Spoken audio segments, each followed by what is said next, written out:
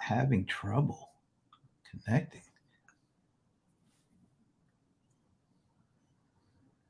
Are we live? Yeah, I didn't even get a message that time. It's like, yeah, I guess we're I got live. a message. Yep, we're live All and right. alive. And I'm Brent Leary. I'm Paul Greenberg. Surprisingly, We are the CRM players for the last time in 2022. That sounded weird, but okay. It well, is we what can. We're entitled to a break. we deserve a break today. I'm not going Well, to. So. I mean, we've had multiple breaks from reality throughout the year, but I'm talking about like a break where we can rest. Well, we kind of do Chill. deserve a break because last week it was one for the ages. Yeah, but age is what, 5 through 7? Well, some ages. I should one for some ages, for like Well, that. that's right. No, Actually, that one was over 18. One for the ages, rated R. yeah. Thanks to our dear friend Buffalo Bob Stutz. Yes, By the sir. way, by the way, we just posted a clip of kind of the best of Bob from last week. Actually, Guilty. that was the edited version of the best of Bob. I I could think tell where you did the cuts. I cut out the F bomb. Yeah, you did. You did. Do you know what that's now? You know what I found out that's called? Those are jump. Even though they're not technically that, they're technically that, which is jump cuts. Yeah, I do. I like the jump cut thing.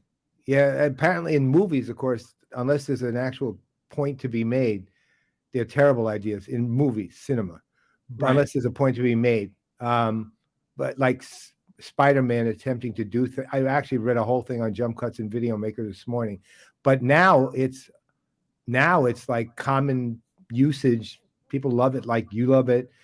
Gerald Undone uses them all the time. People like that. Hello, Sigmund Freud. Is that what that is? Hello, Freunde. No, Oh, friend. oh, Hello, Freunde. I'm assuming that's German. gotta be. Yeah. All right. You know what? This is going to be a fun show today. We have our buddy Vinnie Mirchandani. He's going to stop by a little later on. And what is he going to do again? What's he going to talk about? Well, he worked with various like labs and parts of SAP and well, I'm blocking the other company. It's just my bad. To do 2 books on basically on innovation and forward thinking, and they're fascinating. And so we want to talk to him pretty much. Of course, we'll allow. He can pitch the books. We're happy to have that, but at the same time, we want to make sure that we understand the thinking and his findings on innovation and what he's seeing ahead and so on. It was really, really interesting stuff. So we're going to Nice. have him on for about 15 minutes to talk through that. Cool. And by the way, I'm just looking at this. The PPN hat with the Rams black. It's actually a pretty good look. Kind of works. It does. Not that I planned it like that, but I'll What take about what? Why don't you do a PPN hat with the Rams logo on it? We'll get you. That's it. We'll do a thing. Get your favorite NFL team logos, except for the Patriots, on your PPN hat. Yeah, and if you could raise up just slightly. Yes. Oh, look at that, folks. Now that's the CRM Playaz logo. The merchant. This is fleece, man. Yeah, this is the We're fleece. coming for you, Constellation. We're coming. That's when we get the jackets, the bomber jackets out. Yeah, we're on the way.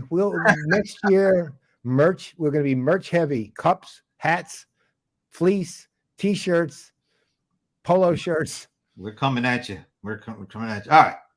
So we're gonna have Vinny. We also have a very special guest. Really, that felt a little weird saying that. I have to admit, special guest for who's gonna.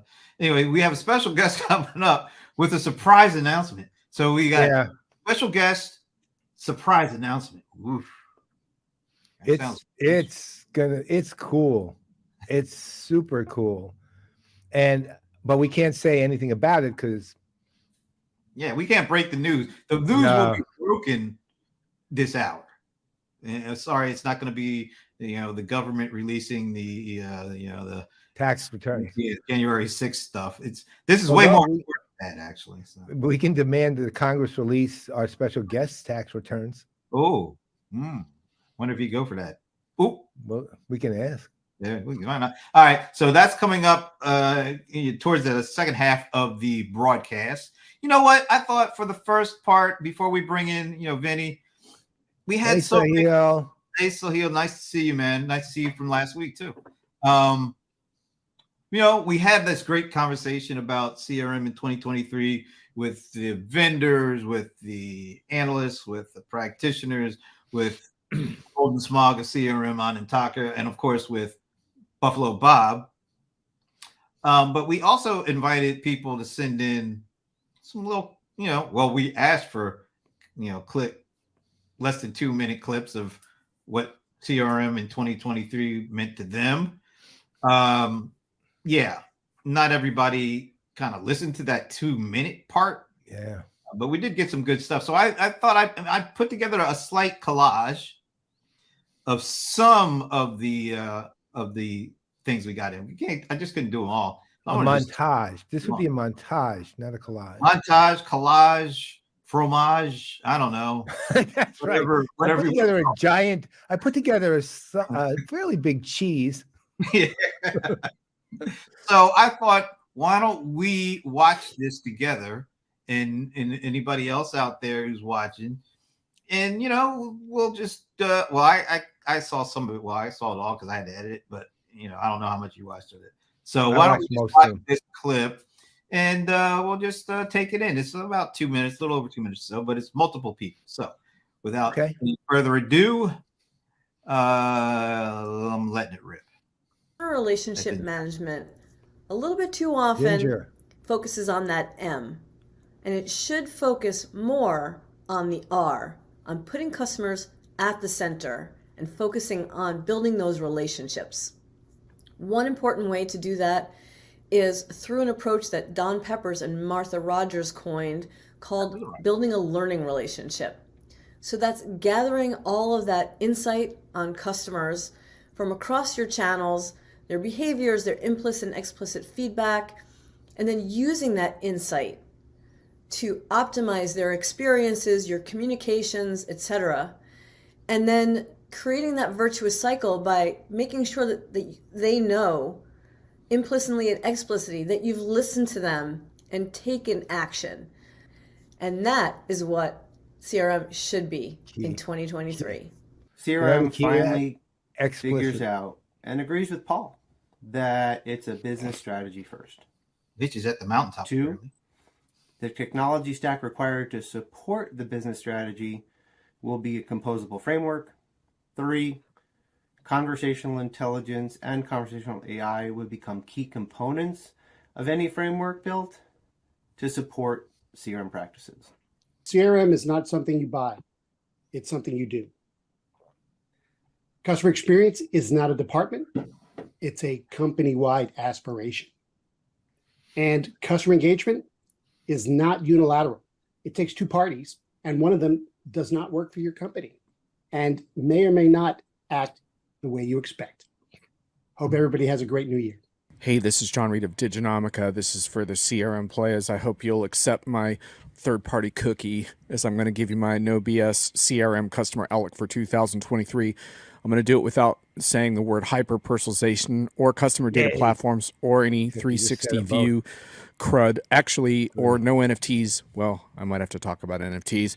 Anyway, here's your do's and don'ts. Stay away from NFTs for starters. If you really want to, watch Starbucks if you want to see how this plays out. This is not a revolution. That's a loyalty program enhancement with a hefty price tag. So why not let Starbucks sort that out for now?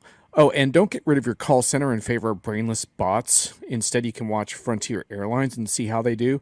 Don't take my word for it. Do a search on Forbes for chatbots and automations increase customer service level frustrations. 80% surveyed saying chatbots increase their frustration levels. So let's not look at that as a friggin' cure-all. And that was just a taste because he was just getting started. I know. But unfortunately, we have time to play every piece of everybody's. But it's a smattering and some interesting stuff in there. Oh yeah, well, I mean, Peppers and Rogers on learning experience, and Ginger's commentary was dead on. I mean, it used to be defined. If you're going back in CRM history, it used to be defined as the iterative process, right? Meaning you're not only involving the people who are likely to be using the systems in the evolution and development of systems, but you're taking their feedback, you're doing something with it, and then you're letting them know that you did something with it, right? And that could mean I didn't do anything with it, was what I did. But the idea of, I think that's the part that gets missed. Everyone gives this homage or homage, depending on your, or fromage. Well, yeah, give what? Let's just use that instead. Gives their fromage, right, to feedback. But the reality is that's not what's the important part. The important part is responding to the feedback and letting the people who gave it to you know you did. If you didn't do that, then it's not, regardless of the quality of the feedback and what you did with it, you're not doing the right thing. Right. So that was, I thought, really an important insight. Yes. Now, before our guest comes in, I wanted to play for the last time this year. Who said what on PPN? All right. Look, next year there's a game show coming that we're calling Crapshoot, and then hopefully Brent will offload all of this to that and leave me alone. Right? Just leave me alone, man. I'm 73. I don't need this. I don't even know what I did 10 minutes ago. Well, you did have a birthday in between last week and this week, so happy birthday. Yeah, and diminished my memory accordingly. So here is the last Who Said What on PPN. Here's the quote. Don't know. The silos are not in the software, they're in the organizational structure of the company. There's 20 people who could have said that, including me and you, right? I don't know. I mean, I remember it being said because what I do remember is you making a comment on that comment. But beyond that, I don't remember who said it. Other than I'll just say, "Oh, you said it." Well, not me, but look. Who else? Bill's fan. Well, he is. Fair enough. All right. Now, I thought maybe we'd hear a little bit from Bob. Bob distilled from last week before we bring and then we can announce a shift in his show too. We can talk about that for a minute. So here is a little of the best of Bob from last week. With the vendors. Bullshit. Same old stuff. How many times have you heard the term simplification? How many times have you heard the term connecting the data? How many times have you heard better interactions for agents? Customer at the center, right? That was Tom Siebel back in 1997. CRM is just a cover term, but it incorporates everything from SFA to contact center to e-commerce to marketing to lead management. Not e-commerce. You can go down the whole path. The reality is you go to any large company today, you do not hear them call it CX. You hear them call it CRM. They have a VP of CRM. They have a head of CRM, whether it's a retail company, whether it's a consumer goods company. The issue I have with all the vendors, they just keep saying the same thing over and over. But the reality is the solutions have really not changed a whole lot. Yes, there's some cool bells and whistles. You see the vendors drag out. If I just go down some of the things that were said, radical simplification. Every vendor's been saying radical simplification for decades, right? That has not gone away. Suites. How many times have you heard that? Best of breed versus suites. We all need suites at the end of the day. Bullshit. Nobody needs a suite at the end of the day. CRM being the front, ERP being the back. That has been the age-old discussion. How do you marry the front office processes with the back office processes so you have one continuous flow? Nobody has done that Even SAP hasn't done that. The reason is it's just difficult at the end of the day. That comes to a point that all of the practitioners of using CRM said, silos. The silos are not in the software. The silos are in the organizational structure in these companies. The software is designed to work together. Whether it's sales working with marketing, working with contact center, this day and age, they're all designed to work together. The silos are actually created in the organization themselves. In an organization, in an enterprise, and having worked with probably all of the top Fortune 100, I can tell you, there is compartmentalization of data. And this is what leads to the silos. And this is what leads to people not getting the data they need to do their job, which is why it is so hard for an enterprise to get a full customer 360. So there you have it. Guy. Well, if you love Bob, you're going to be getting more than you expected. As you know, we announced at the end of the day with Bob Stutz is a show that will launch in January. And instead of quarterly, Bob himself wants to do it monthly. So instead of 4, you're getting 12 at the end of the day with Bob Stutz. A lot of Bob Stutz. Now you're getting more than 12 at the end of the days. You're going to get, I think I counted 45 alone. Oh, no, yeah, let me rephrase that. But it's going to be amazing. So that launches at the end of the day with Bob Stutz, comes to PPN in January. Yeah. The cool hit thing the subscribe button, hit the like button. Yeah, we gotta start saying that. Yeah. Hit that notification bell too. All right. That's right. So what's cool about that is Bob has literally been there, done that. He's worked at every major vendor. It feels like as part of building out actual CRM technology for basically the industry. So he has the gravitas to be able to say pretty much whatever the hell he wants, however he wants to say it. And we are glad that he's choosing to do that with us, because I think it's going to be great. Amen. I'm excited about that. We'll be talking more with our big announcement in the beginning of January. All right. So I do see our guest. He's in the green room. Which guest? Both? Well, yes. Yeah. Okay. One was trying to hide their mug. But yes, both guests are in. But we're saving, and we use the term guest, kind of loosely for the second guest, but not for the first guest, because he hasn't been with us a lot on the show. Maybe once or twice before. Yeah, twice, I think. Maybe twice. Okay.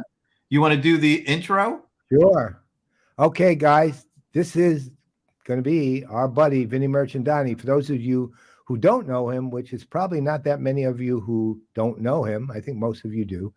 Vinnie has been started at Gartner, is now independent, one of the leading analysts in the enterprise tech world. The thing about him that's amazing is he doesn't narrow his focus, which is a hazard of the trade. His focus is broad and extensive, not just when it comes to enterprise tech, but when it comes to ideas generated, when it comes to innovation, when it comes to literally Renaissance thinking, when it comes to, he wrote a book at one point called The New Polymath years ago, that kind of, his approach is one of a polymath, basically, which he just sees, and he just sees a lot in the positive evolution of the globe, and in the way that people are innovating in multiple areas, in important spots. And Vinny's personally, he's a good friend. He's a super affable guy. When I hang out with him, I really enjoy it. He's a storyteller, and he takes a hug. So why don't we bring on the man, Vinnie Mirchandani? And there he is.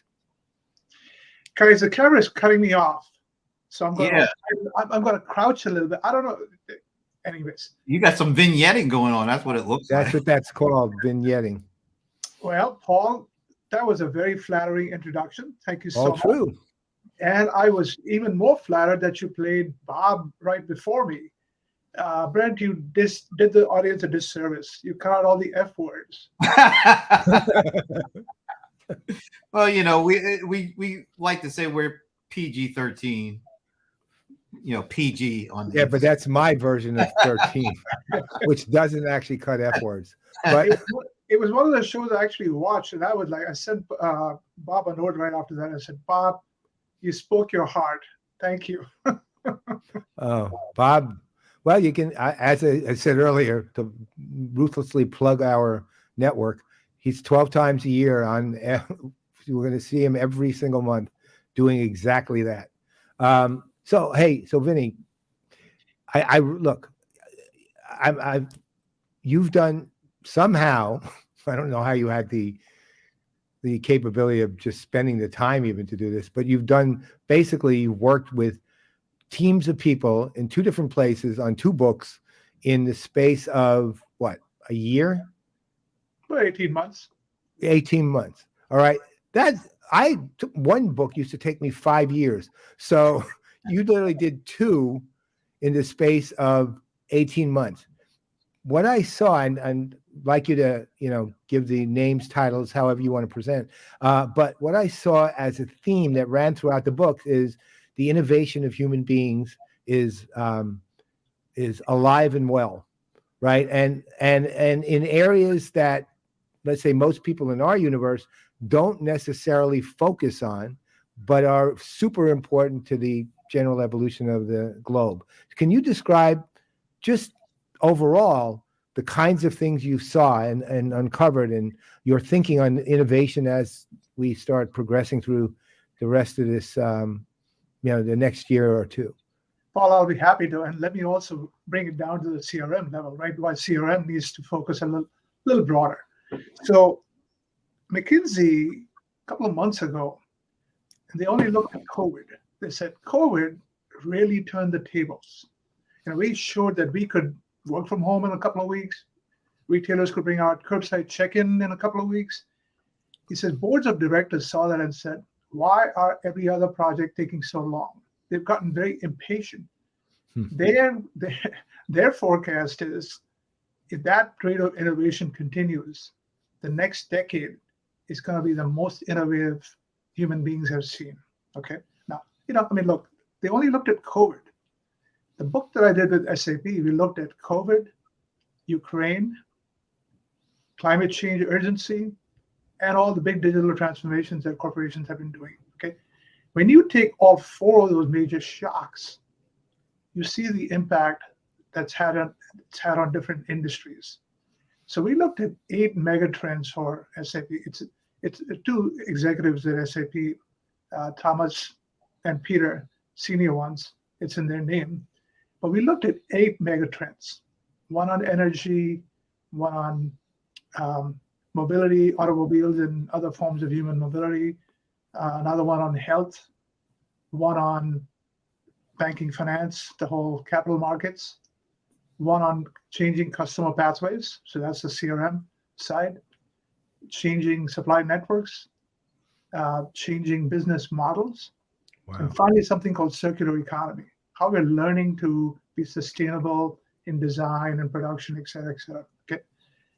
And the mega trends, like you say, they cover so much ground. And I was just blown away that SAP has people who could talk about carbon capture, hydrogen economy, nuclear economy. Okay. That's just in energy, right? In health, they introduced me to customers in South Africa, in Australia, in Singapore. Health tends to be very, very country specific. And SAP has all these perspectives from different parts of the world. So every one of those mega trends, we had a chance to talk to SAP executives, partner executives, and customer executives. So we interviewed about 150 people, top-notch executives, some of the smartest people in the world on each of these teams. Okay. Now, that was one project. Another project was for the CEO of IFS, which is a European, mostly European, but they're growing all over the world, ERP vendor. But they're increasingly into field service, they're increasingly into asset management. His team is the book is called Moment of Service. Oh, by the way, the SAP book is called business as unusual. It's how to think differently in a world that's been turned upside down. Okay. The IFS book is called Moment of Service, and it focuses on, how product as in industrial product companies, are learning about services. And these are complex services. Their spare parts, their maintenance, their break fix, their monitoring, their maintenance. So using IoT data, using augmented reality in field service and so on. So, very, very different form of services, and how they're learning to package that into what's called servitization. There's a trend called servitization. And, they're learning to do outcome-based contracts. The prime example of that is Rolls-Royce engines. Rolls-Royce has been doing this for decades. They don't sell you engines anymore. They sell power by the hour. It's a completely service. Can you imagine what it takes to deliver that? They don't get paid if a plane doesn't take off. Because of that, they've had to build digital twins of every engine around the world. They can plan ahead months in advance. This engine needs to get out the wing. This part needs to be replaced. Wow. And swap from some other engine. It's phenomenal what they've done. That's just the start. And so I got to interview a number of their customers. Rolls-Royce is one of them, where they're learning how to deliver services in a very different format. Okay. Paul, there's a third thing that, because I've been running the Analyst Camp series and Burning platform for a couple of years, right? I've had 500 of those conversations. So I've been seeing a lot of change in different industries, just, stuff that a lot of people don't necessarily see, because one of the problems with the industry is we're so horizontally siloed, right? ERP folks only focus on ERP, CRM folks focus on CRM. The world is so much bigger than that. So, and if you go back to my point about how does this affect CRM? Well, you look at retail, right? They learn to do curbside check-in, they learn to do home delivery and all that. That's CRM, right? It's how customers are buying differently. On the flip side, CPG companies are taking advantage of what's called micro-fulfillment. They don't have to ship pallets anymore. They're learning to ship to a lot size of one, direct to consumer, right? So retail is being positively affected and is facing a whole bunch of competition now. Healthcare, we all saw telemedicine. An executive told me, Vinnie, we've been trying for 20 years. We got it up to 2% of outpatient after 20 years. Within 6 months of COVID, it was up to 50%. Okay, he said it'll never stay that high. It'll never stay that high. But my God, now people have a different choice, right? A different channel. Did CRM vendors bring that out? No, right? Specialist vendors brought out the telemedicine capability. You look at real estate. We've had virtual open houses. We've had digital mortgages emerge. So, I think CRM needs to evolve to becoming much more vertically aware, and maybe even start delivering vertical functionality. So I think, that's just one aspect of CRM.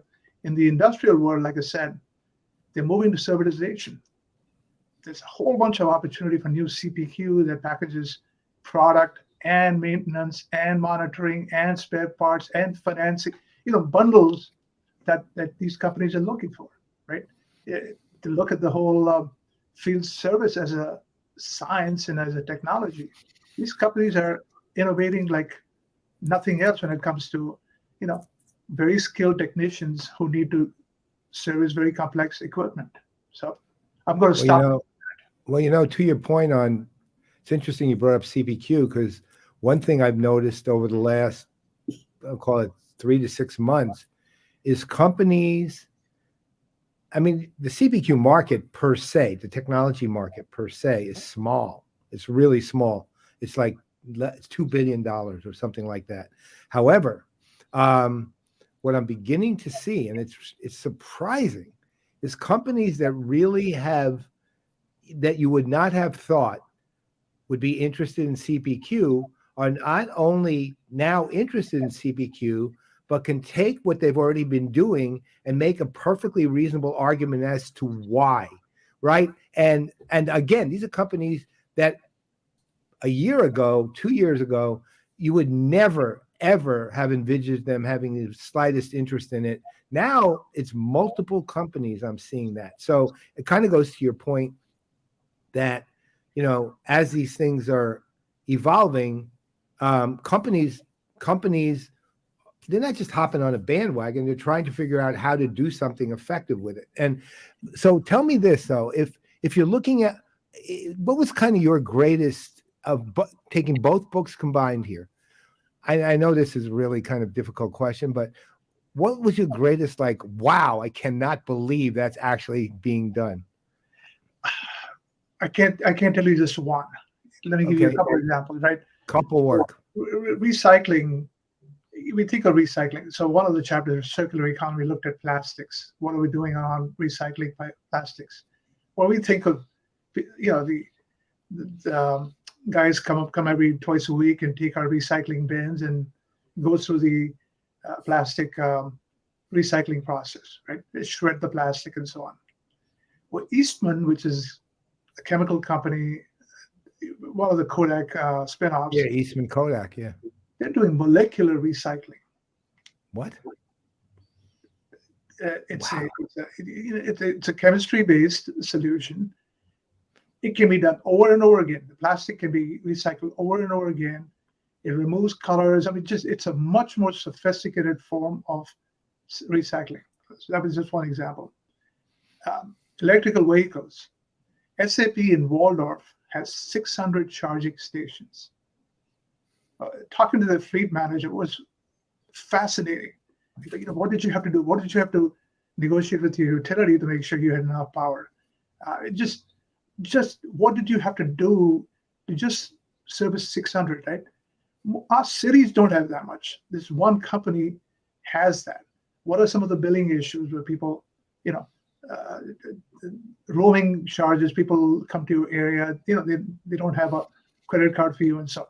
So just two examples. I mean, over and over again, I heard examples of next generation stuff,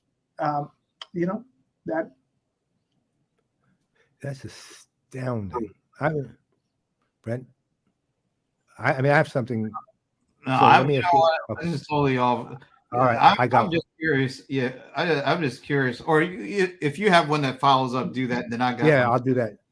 Well, you go ahead, and I'll follow up from you. We'll do that. No, mine is more about.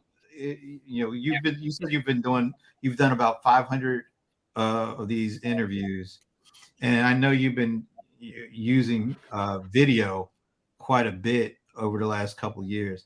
How's that changed your kind of approach to the work you do? Well, let me tell you how it affected the book, for example, right?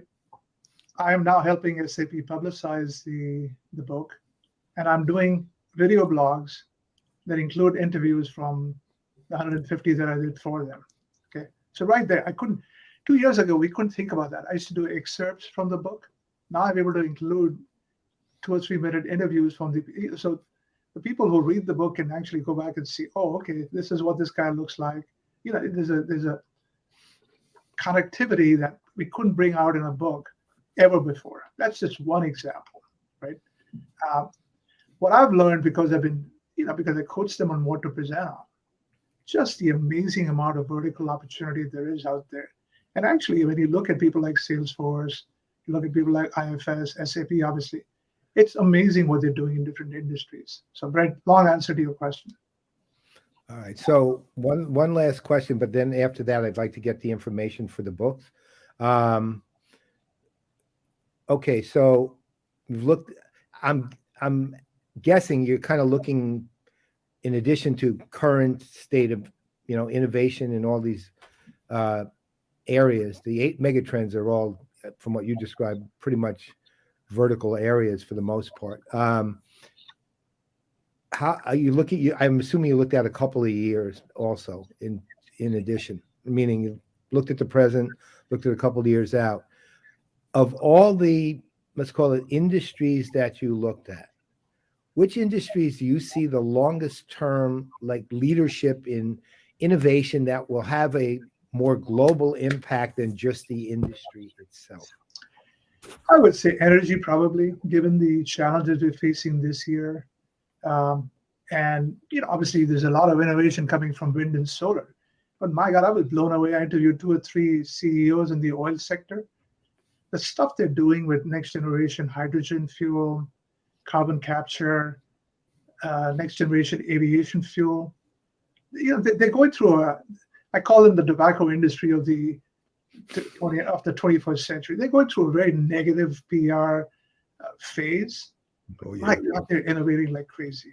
Okay, and if you just took away the evil moniker and gave them a fair shot, I think we'd see they're doing a lot of really interesting things. So I think energy societal impact is going to be huge for the next few years. Okay. Health, same thing. I mean, some of the stuff that's going on in health, next generation, mRNA, the cold chain logistics of distribution of pharmaceuticals and so on. Just pretty impressive stuff going on. Oh, automobile, or the whole mobility sector, the whole transition to electrical vehicles. Scary the amount of innovation, especially coming out of Germany and China. Still don't have one yet. We are so behind, Paul. I know. I'm driving a car from 2014, right? So, and it definitely wasn't electrical, but I'm not driving it enough. I'm literally not driving it enough and using enough gas to have any environmental impact whatsoever, right? That's how little I drive it. Today, for the next few years, they're going to be safer driving that. Trying to find a charging station when you're desperate. I know. Amen.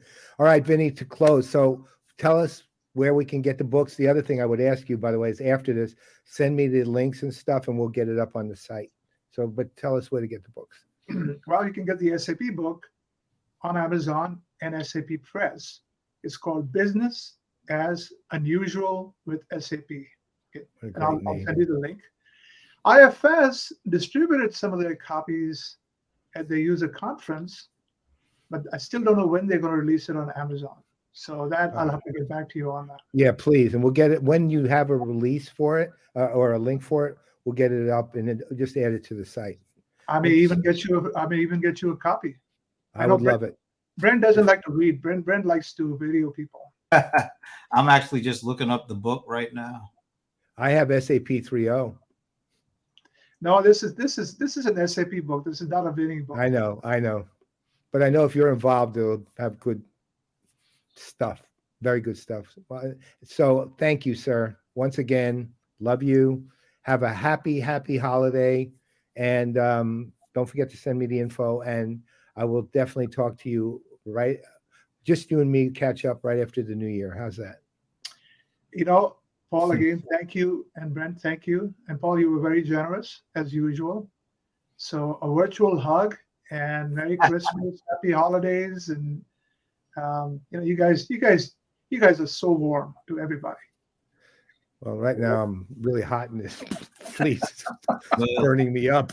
Stay warm considering there's a bomb cyclone about to hit us. I know. I don't know. With that light behind you, I don't know how you stay cool. Oh, that light isn't even on. It just looks like it's not on.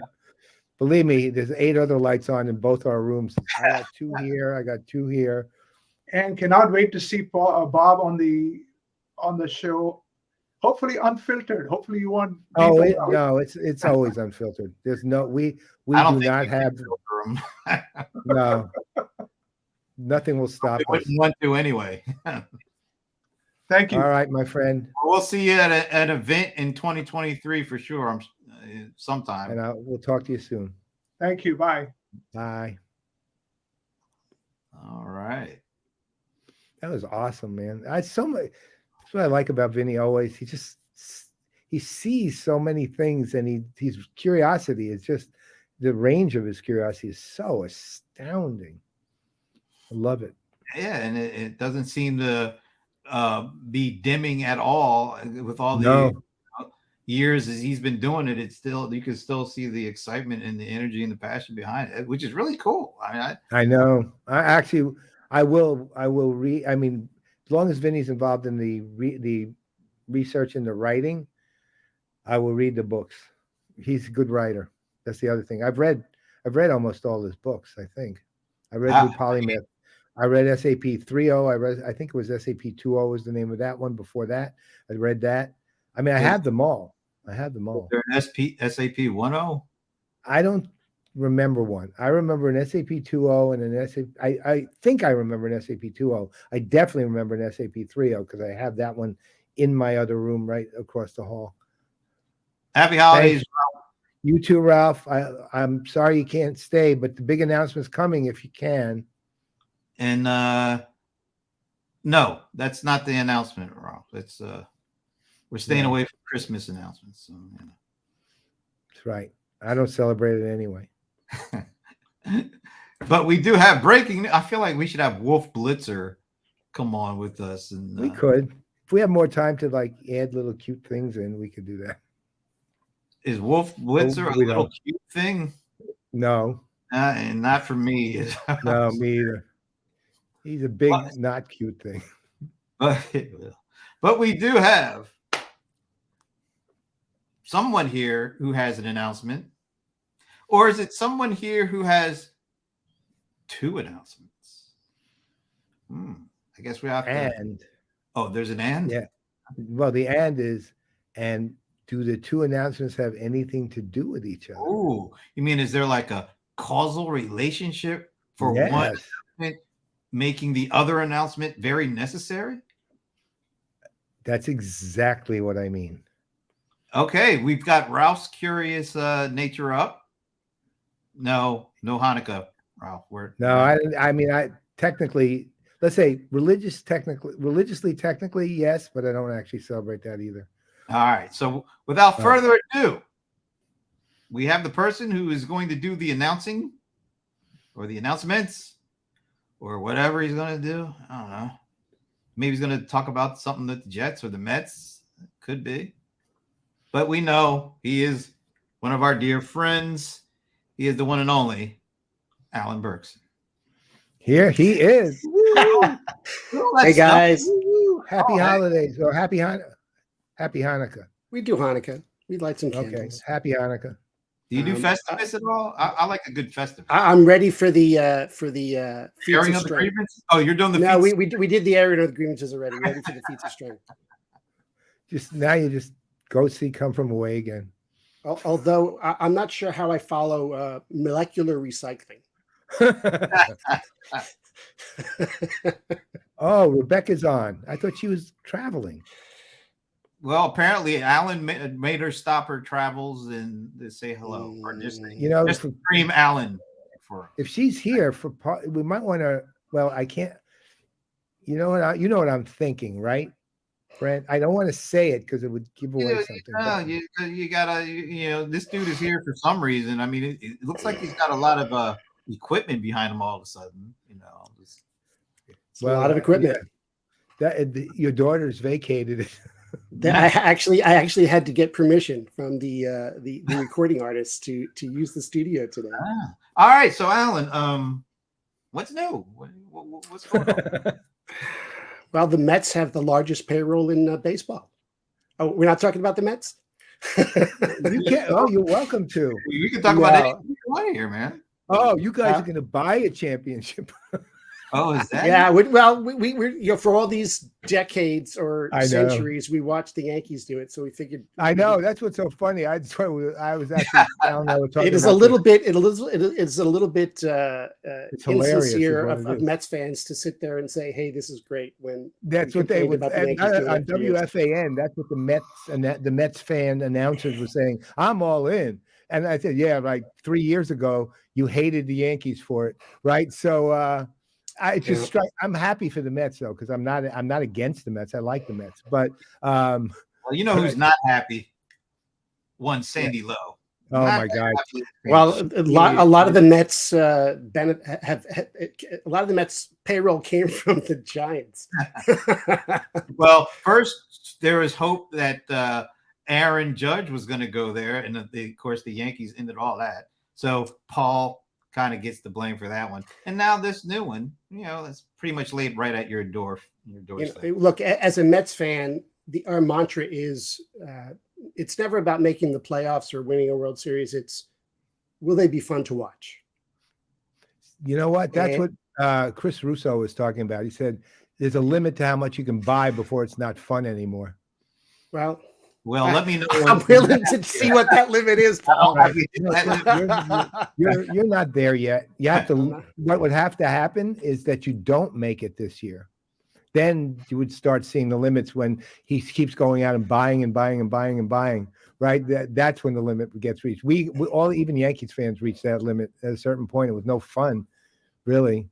I mean, the last time I really had fun with, I mean, aside from keeping Judge, obviously, but the last time I really had fun was when Mark Teixeira somehow ended up on our team when nobody expected it at all. And it just sort of, we swooped in and took him, and we ended up winning the World Series that year. What year was that?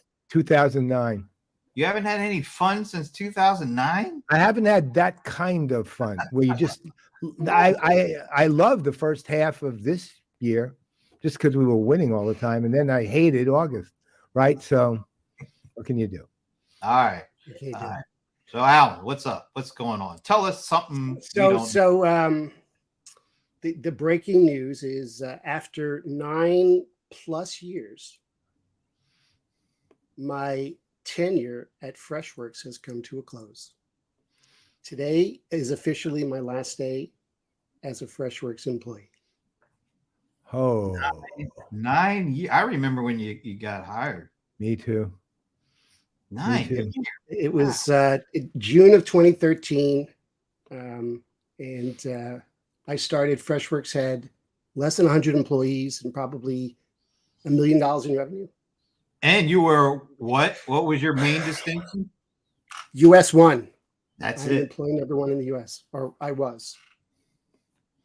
Well, you know, you still are US 1, no matter what. That doesn't go away. Well, you'll forever be etched in stone. I'll forever be US 1.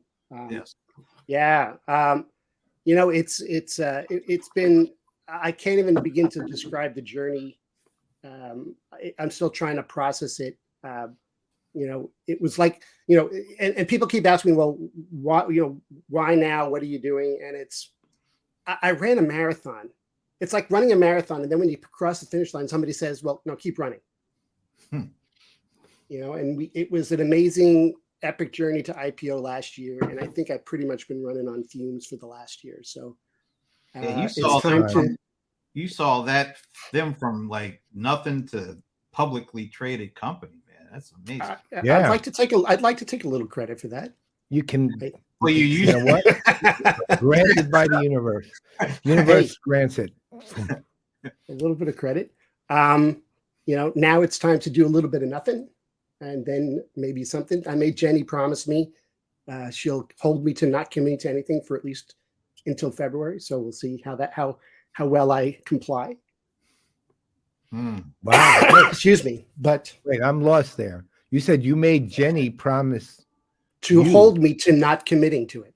Oh, you mean she'll make sure yeah, English is my second. Time you stray. Paul, English is my second language. I'm from New York, so I grew up speaking. That's right. Yeah, but so am I. I should have translated immediately. I mean, I speak Long Island, which is a dialect, you know, so it's a dialect. What can I say? I grew up in New York City. Yeah, see, that's the real deal. The real deal. That's why WFAN is so hilarious to me to listen to. So, all right. So, I mean, was there any thing that kind of like sparked the decision, or you just decided, time? I think it's time. You know, I had done an incredible, you know, run, and at some point you have to say, well, first of all, I need a break.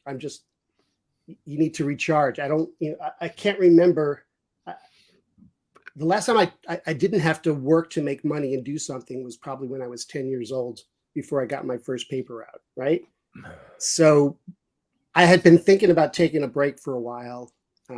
And I started to do the thought leadership stuff, and I think that was it's still going to be a great thing for to put together.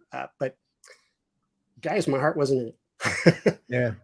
My heart wasn't in it. I think, like I said, running on fumes for about the last year, and I think it's time. Does it feel weird though, knowing that you're not?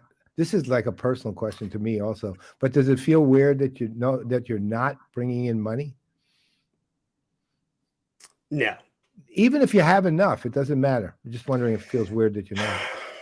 Yeah, it does feel weird. But you see, Yeah. Paul, it won't feel weird to me until, maybe January. Because, Yeah, I get it. You have to, with the first day because I was going to take off the end of the year anyway. The first day that I think I could be or should be working, but I'm not. Yeah, I could see where that would be the case. I mean, I'm semi-retiring, and I'm sort of, I had to compromise myself, even though we have more than enough money to really just live just fine. I made a decision to keep 4 clients that I love working with on retainers, and that would be it. I mean, which is, minus 10 from my normal and only advisory. And I've talked to 2 of the 4, and they're in. Well, 3 of the 4, 2 are in, one's still working on it, and the 4th one I haven't reached out yet. But part of that was just driven by the fact I was uncomfortable not bringing anything in, even though we have enough. But I just was uncomfortable. Well, I'm not done. No, I know. I'm definitely not retired. I'm not even sure what that looks like. It looks like you, Paul. I don't know what retirement looks like. I'm not going to go move down to Florida and play golf every day. People who do that, that's great. Going for the $3 3 p.m. dinner. Start eating dinner at 3 and A retirement home. No, Do a retirement home. not quite ready for that. I think there will be some travel involved. I have a unique set of skills. I feel like I'm Liam Neeson in Taken. I have a unique set of skills in terms of my understanding of the Indian tech community and startup community and being able to speak to enterprise markets and stuff like that. So that might be something I pick around at to see if there's something there. But we'll see. Right now, I'm not allowed to think about anything, or Jenny will get mad at me. Ralph, put Germany on your travel schedule. Germany is on my travel schedule. Ralph, my family originally comes from Austria, and Jenny's family comes from Poland, and we'd like to go visit. And I've been to Berlin once, but it was really it was for a Gartner analyst SaaS day, so it was not the best. And I also was really sick. A lot of fun. That sounds like so I'd like to go back and not worry about Gartner analysts. See, I could say bad things about Gartner now. This is great. That's right. I can say anything I want. All those that time hours spent submitting for quadrants and waves and all that. You're not going to miss that. I am not going to miss that. I will miss the conversations. My conversations with and Gartner analysts or any Forrester, those were always great. Now, look, analysts get a bad rap. It's the companies that are more the problem than the analysts themselves. Yep, agree. And so some of the smartest people I've ever met, most of the smartest people I've ever met are analysts. You have a very narrow group of friends. I do have a narrow group of friends. Yes, you do. But I want to tell a quick, funny story because it relates to just how we connect. Seeing Vinnie on there, I met Vinnie because of Twitter. I met you, Paul, because of Twitter. I met you, Brent, because of Twitter. And it's amazing that there was this golden age of conversations and engagement on Twitter where a lot of people were just connecting. I met Esteban Kolsky on Twitter. I met, so many people. Kate Leggett I met on Twitter as well. So, my introduction to Vinnie was my reading the new Polymath. I have that on the shelf here somewhere. Nice. I have it other room, but you know what? That actually was a really, really good book. I really liked it. Just because for the first time I was seeing somebody. I mean, part of it was just sort of affirmation that analysts weren't so narrowly. I spent years not calling myself an analyst. People would say, "What are you? You're an analyst, right?" I said, "Nope." And they would go, "What are you?" I said, "A chameleon." So whatever you think I am, because I didn't want to be associated with it. Where Vinnie actually helped, interestingly enough, was things like the new Polymath, which showed a very diverse set of interests and curiosity that I hadn't seen from that many other analysts up to that point. Right. See, but Paul, I'm going to be writing a book, but it might not show diverse interests. I think it might have something to do with corporate. Oh no.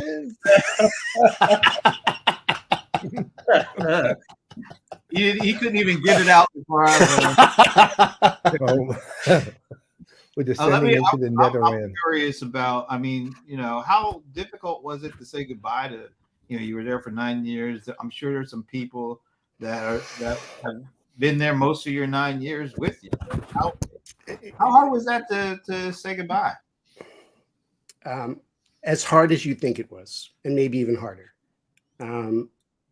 You go to work for a big company, and sometimes you feel like just a cog in the wheel, in the machine, and that you're just this anonymous, I'm doing your thing. But Freshworks, I feel like we grew up together, right? It was a bonding experience, in the trenches trying to build something. It was a different type of thing. So, you make different relationships, I think, with your colleagues and your coworkers.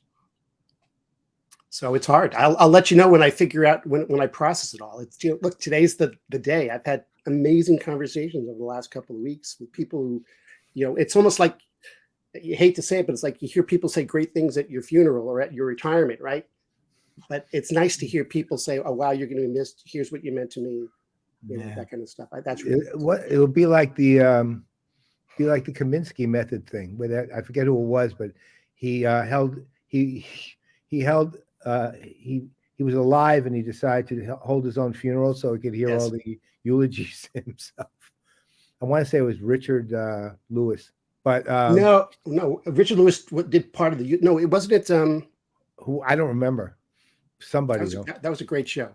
That was one of my favorites. I loved it. But that was somebody else. Michael. No. It was Alan Arkin. Alan Arkin's funeral. Well, no, he actually died in it. He did. Right? I mean, he didn't actually die, but yeah, that's true. So, well, you know what they say: a door closes, but another door could open. Any doors opening? You see, maybe. This is your announcement, not mine. Oh, you all right? So he's done his. All right, yeah. Okay. Well, we figured, since you're moving on from Freshworks, that means you're not associated with a vendor any longer. We thought maybe if you were interested, you would like to potentially join the Play in Residence program. We usually have people start with the Play as a Residency program and then get hired to a vendor. So you would actually be setting a whole new precedent by leaving a vendor and coming into the program. Said, yeah, it would be a great opportunity for your next job, right? Because we do get poached all the time. Wait a minute, that did cross my mind. That if I want to get my next gig at being in Play, you don't have to do a thing. Just show up. You know what? All you have to do is thanks, Rebecca. Just move back a little bit because I think you kind of look at that. There he is, ladies and gentlemen. The newest Play in Residence, Alan. That's right, Rebecca and Patrick. That's right, Rebecca. We're going to talk.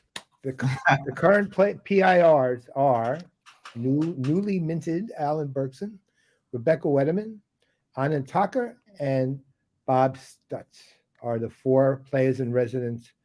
And again, more to be spoken about in 2023. But funny thing is, I saw Rebecca a couple weeks ago, and I did too. But where? That was it. That was you saw. I was with Nicole France, a former player. That's right, a graduate. Yeah, I'm sorry, L. Nicole France. L. Nicole, that's right. I don't remember her anymore. Wow. Wow. Haven't talked to her for 6-8 months, at least. Well, she was doing with Brian and Ginger and Jamie. Am I missing any of the other graduates of the program? Brian, Ginger, Jamie. Brian was the very first. We created the program around Brian initially. And he was there for like 2 weeks before he. I know, that's how it works, man. They say we got to get them before they get too dug into the PIR program. Jamie was we'll never get them out. Jamie, Jamie, Ginger, Brian, El Nicole. I mean, Esteban kind of was there, and then he went to a vendor. Well, he was never a PIR though. He was just. He wasn't a PIR. He was still a four. We couldn't afford the legal fees for that if he were to be player resident. We just I don't need any disclaimers when I yeah, exactly. No, this is perfect. I am so happy that you're guys. Thank you. I am. It's sort of like getting called up to the majors. I've been watching your show forever. I see the players arrested. I was always more than a little jealous of not, being at a vendor, and I couldn't do it, and no longer being at a vendor, and then being asked to join the club.